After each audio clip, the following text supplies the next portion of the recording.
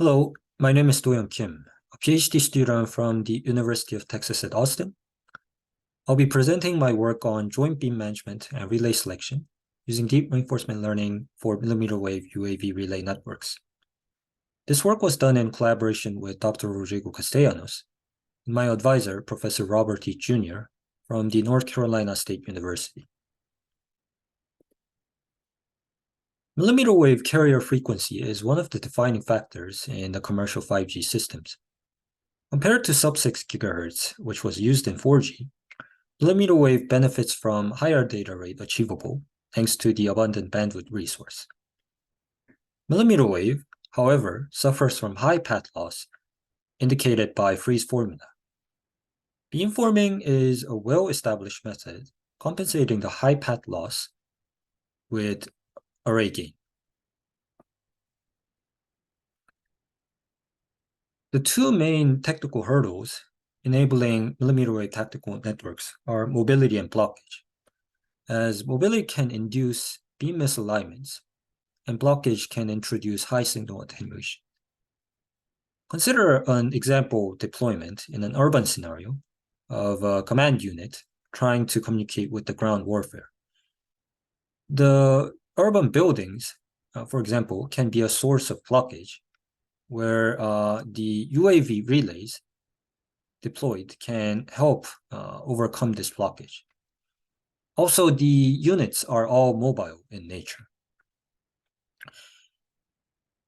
Beam management, which is standardized in 3GPP release 16, can partially address mobility, and the partially is due to the overhead induced by beam management procedure. Relays, UAV relays, can alleviate blockage by providing alternative unblocked transmission paths.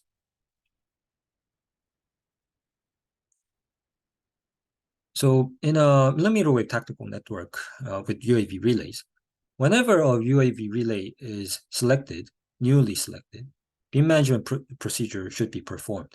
So focusing on the data rate as the performance metric of interest, we want to minimize the overhead from pilot usage during the beam management procedure. To the best of our knowledge, our work is the first to provide an insight of the impact of beam management in UAV relay selection, complementary to relevant recent work.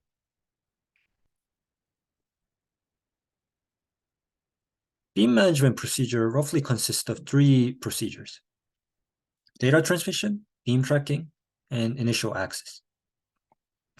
Data transmission, as the name indicates, sends data, so it has the least overhead from pilots. It does not use any pilots.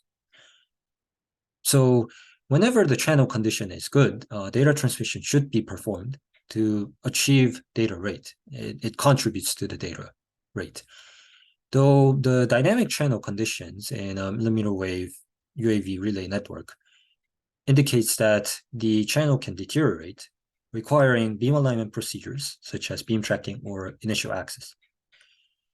Initial access, which is a more coarse sweeping of beams, provides a better channel estimate and hence a more accurate best relay, though beam tracking with a selected set of beam sweeps has less overhead from pilots.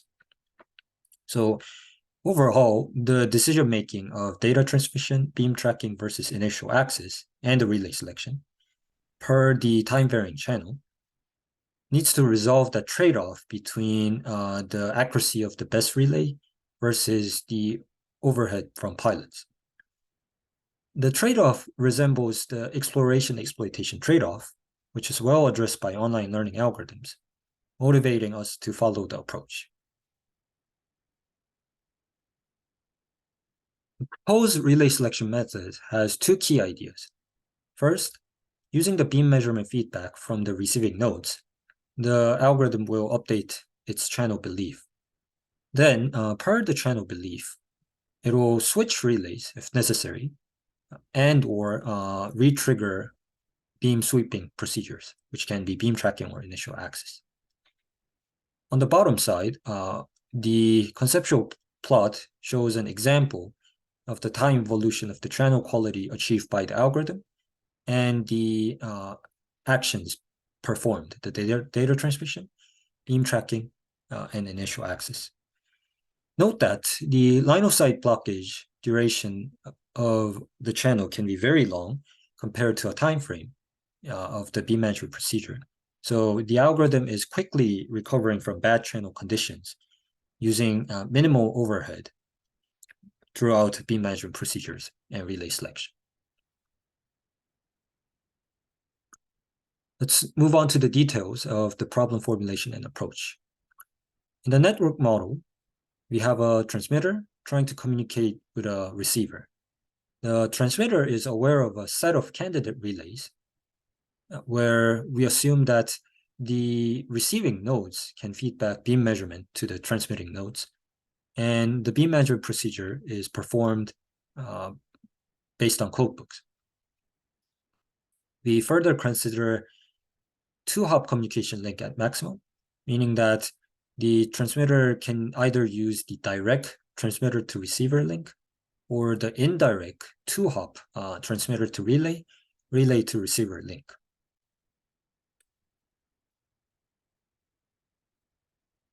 Consider an OFDM-based system where over time and frequency, where the transmitter needs to decide between data transmission versus beam alignment.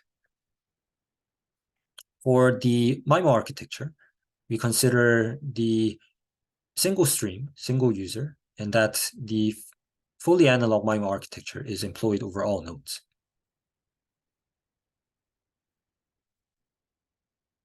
For the learning model, we use the Markov decision process, MDP, to employ reinforcement learning, which is one of the effective examples of online learning algorithm.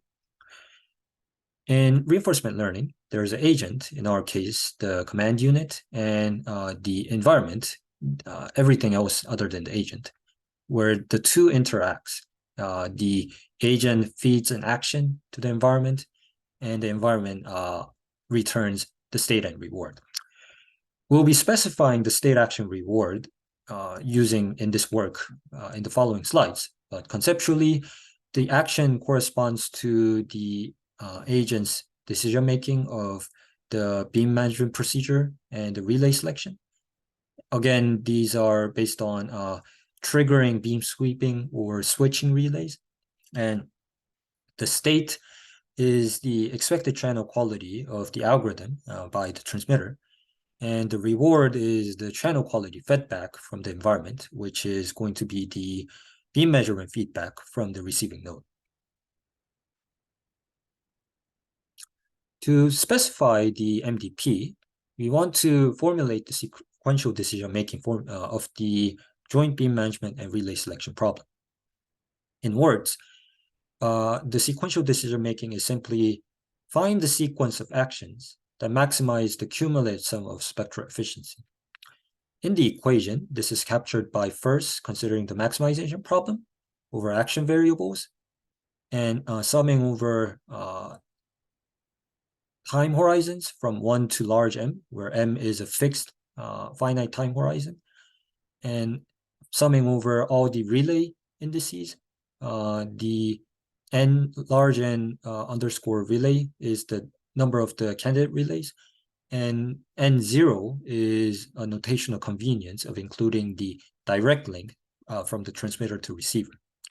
And Cn is the binary variable indicating data transmission, meaning that when the action implies data transmission, it's 1, and otherwise it's 0. So the spectral efficiency S through the indirect link, transmitter to receiver, is only summated in the objective of the sequential decision making, if and only if the action is data transmission. The spectral efficiency is given by the formulae, and where the precoder and the combiner matrices, the vectors, are determined by the beam management procedure. And an assumption we take is the two-hop overall spectral efficiency follows the harmonic sum of the first hop and the second hops, following the optimal time resource allocation.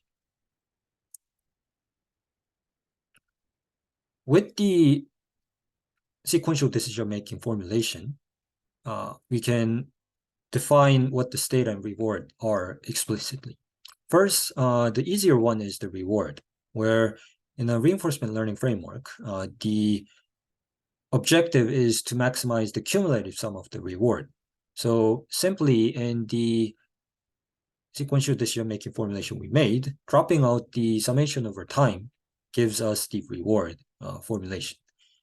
Then for the state, we choose to use the channel quality belief of the transmitter. And we capture this by using link vectors over all possible relay indices from 0 to n relay. Again, 0 is the direct link, and all the possible other indirect links, first hop, is saved.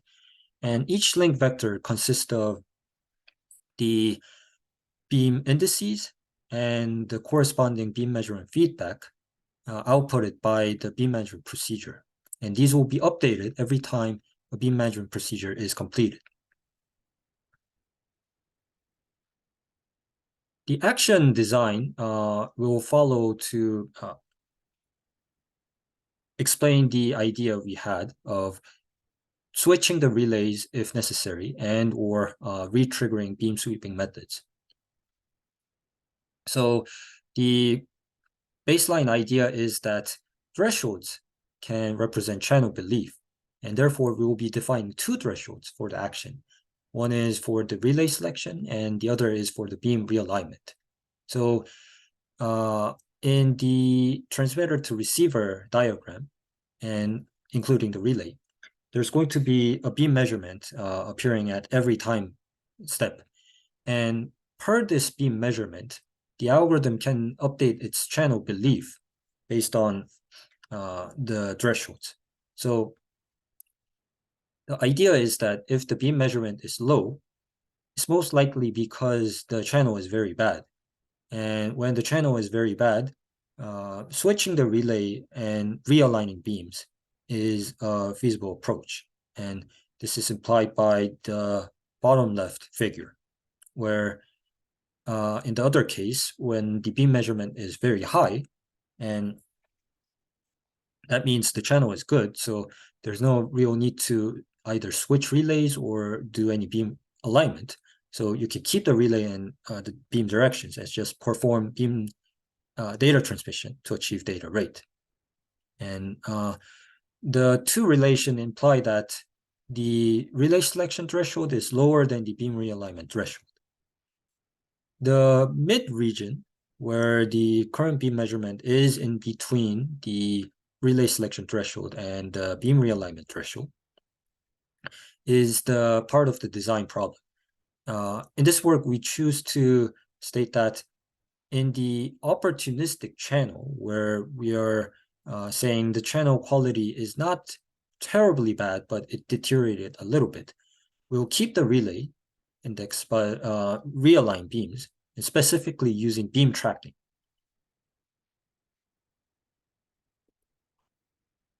With the MDP defined, we can apply DRL-based algorithms such as DDPG, and we'll be evaluating our proposed method with the simulation.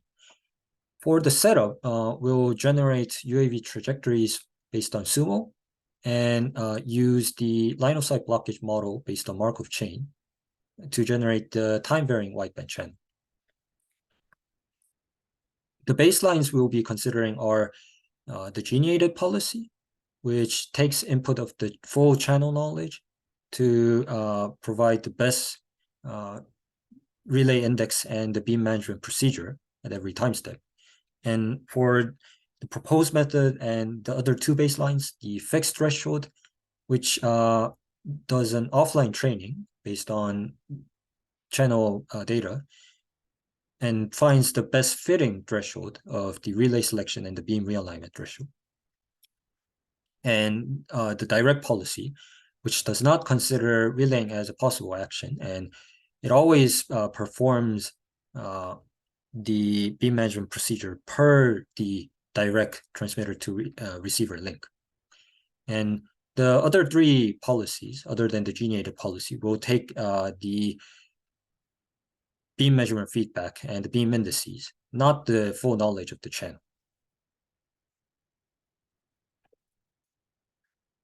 For the simulation results, we plot the average spectral efficiency per the channel samples and the time horizon. For the proposed DRL-based policy, the converged rewards value will be reported. The first plot to look into is the plot of the transmit SNR versus the average spectral efficiency, where we can observe the effect of enabling relay selection, the comparison between the direct policy versus the fixed optimal threshold can be much more improved by enabling online learning, which is shown by the gap between the proposed method versus the fixed optimal threshold. We further verify our outperformance of the proposed method compared to the other two baselines, the fixed threshold and the direct policy for per simulation parameters. For example, we consider the steady state probability of the block state in the Markov chain. And when the block state's steady state probability is higher, the DRL-based policy still shows outperformance compared to the other two baselines. And it's really more robust under high blockage probability. Other simulation results, this is from our journal submission in an V2V communication scenario, show some interesting insights as well, which are, one is the variance of the complex path gain spread in the channel parameter. And when the channel gain varies more rapidly over time, the proposed DRL-based policy favors it and is especially useful in that scenario. And also in a vehicular scenario, the vehicle deployments can employ higher probability of blockage. So the vehicle density is analogous to the steady state probability analysis we made. And this is a verification also. In summary, we have formulated the joint beam management and relay selection problem by showing the necessity of it, where in our journal submission, we'll be further detailing the overhead, their formulation. And we propose the MDP and the DRL-based algorithm for the joint beam management and relay selection problem. Some key insights to take are the DRL-based algorithm showed good performance on the adapting to the dynamic channel conditions. And especially since we observed it's beneficial under high blockage probability, fast varying channels, it will be useful in military scenarios such as the mobile, unstructured, and uncertain battlefields. Thank you.